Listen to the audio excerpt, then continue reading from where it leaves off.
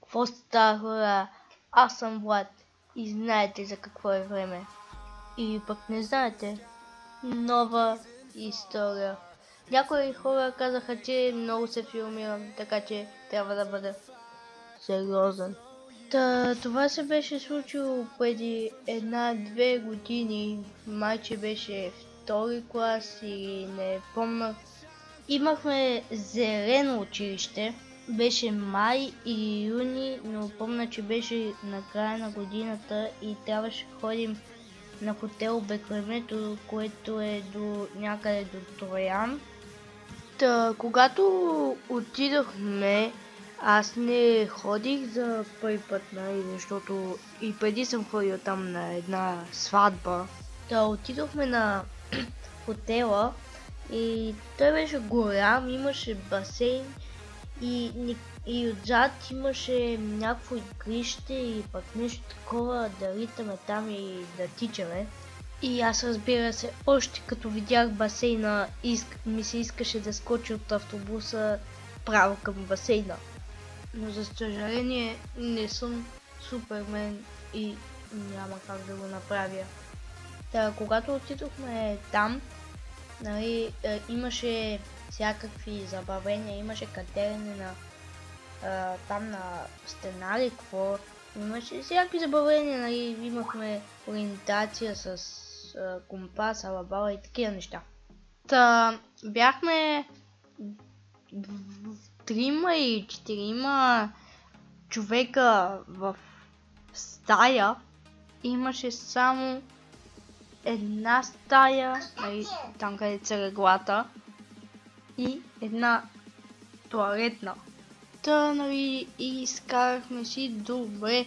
Там единия приятел беше влюбен в едно момиче и аз бях влюбен в още едно момиче. И двете ги докарахме в старата, която нашата стая, което беше малко странно. И те като дойдоха, той целуна момичето и оно припадна сигурно. И аз целунах момичето, което харесвах и то припадна. И така припаднаха 2 момичета в стаята ни. Момчето, което беше до мене, вика: брат, сега какво ще правим? И вика, аз викам: да ги свалим през терасата. Той вика: не, по-добре стави. И после те се събудиха и си отидоха в стаите и на другия ден няма да повярвате какво се случи.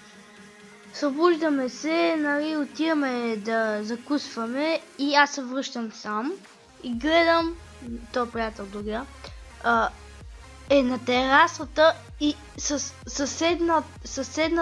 съседния апартамент си подхвърлят къча.